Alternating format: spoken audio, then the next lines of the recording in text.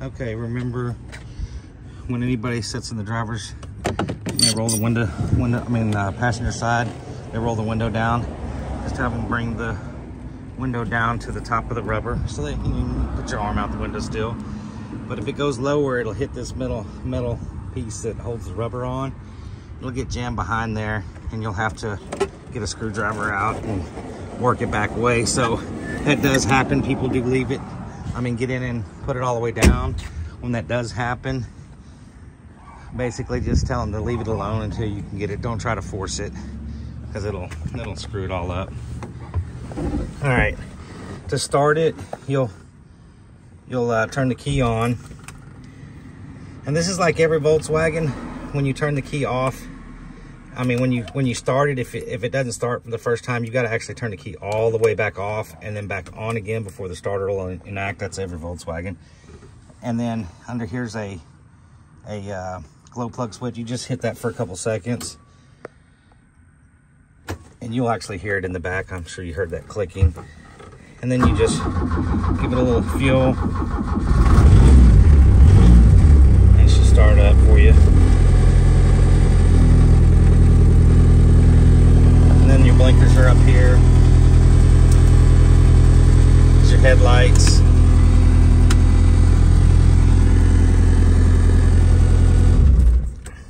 This switch here turns on your defrost vent up here and your heater in the back. There's a heater core under the back seat.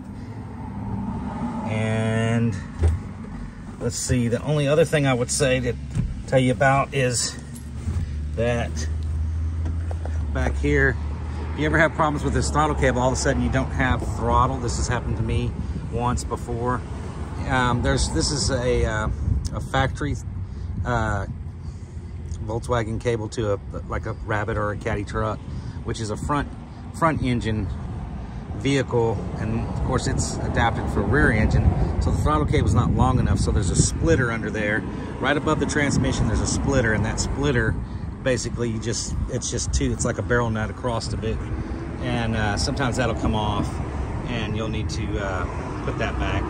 Very simple process. Other than that, there's not a whole lot.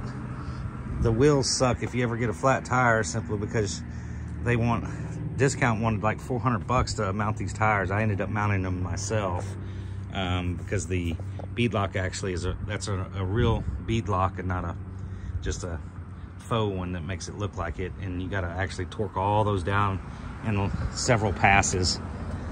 So it took quite a while. It took me half a day to do all 4 tires. And I mounted them myself. I didn't even have to take them to a machine or anything. Other than that, it takes regular oil, what is it, that diesel oil, that Delcon or something like that. I can send you the actual oil that I put in it. It just recently had an oil change.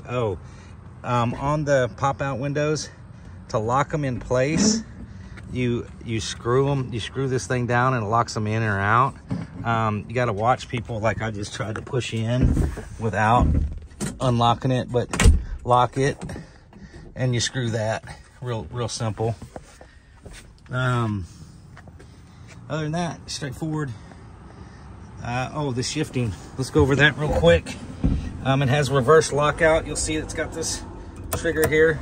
You'll pull it all the way to your leg and then pull up on that, and you'll be able to, it's in a gear now. So, all right, now, so you come over here all the way, and then you'll pull this up and it'll go further and then back towards you. That's reverse.